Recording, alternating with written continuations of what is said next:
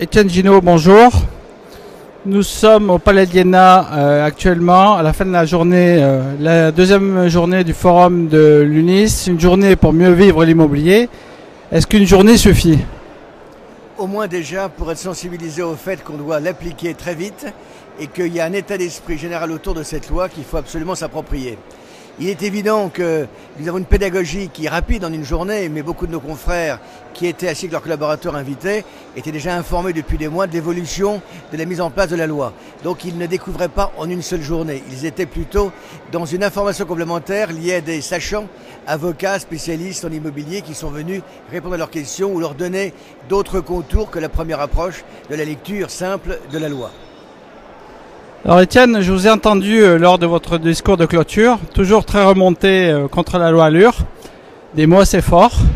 J'aimerais vous donner aujourd'hui une gomme magique qui vous permettrait d'effacer tous les articles, mais d'en retenir qu'un. Lequel? Je justifierai quand même mes propos assez durs qui ne sont pas contre la loi en elle-même. C'est le principe de ce type de loi qui ne fait que rajouter ce qui existe. C'est un monceau administratif de contraintes complémentaires, une complication de lecture. On est très loin du choc de simplification, mais c'est vraiment un choc de complications qui arrive. Donc bien entendu, ce qui est positif maintenant, c'est que le Conseil national de l'immobilier qui va être créé, au niveau du principe, c'est bien ce que nous demandons dans la profession depuis 2 ans, après la publication de notre livre blanc, car on pense que c'est un déplacement positif de la réflexion, de l'organisation de nos métiers, du survey des métiers, de leur formation et du contrôle, et bien entendu de la déontologie, de la discipline. Donc de ce côté-là, c'est positif. Le reste est quand même un millefeuille administratif très compliqué dans tous les domaines, et beaucoup de professionnels sont très inquiets de la mise en place par les décrets pour lesquels je ne peux pas me prononcer, bien évidemment, c'est trop tôt. À propos des honoraires de syndic, est-ce que vous pensez que les honoraires de syndic vont augmenter là, dans les années à venir?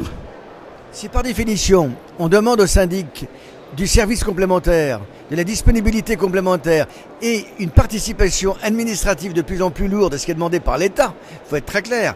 La multiplication des tâches, c'est du temps, c'est du personnel, c'est des honoraires. Voilà le grand inconvénient. Et ce que j'ai dit encore tout à l'heure à la tribune qui m'inquiète beaucoup, c'est que ce sont des frais constitués par des demandes administratives en quelque sorte, qui ne correspondent pas du tout à l'attente des copropriétaires, qui là-dessus sont dans une simple demande de disponibilité, de réactivité, de transparence. Dès lors que le syndic est occupé à des tâches administratives, il a quand même beaucoup de mal à donner du service qui est attendu. Et tout ça génère des frais, des honoraires, mais qui ne sont pas, malheureusement pas des honoraires qui correspondent à la rémunération d'un service, mais de contraintes quelque part. Très bien, merci Étienne, à très bientôt. Merci, et je pense que notre disponibilité à l'UNIS vis-à-vis de nos confrères permettra que tous ces sujets soient parfaitement surmontés. Nous nous y employons. Merci, au revoir.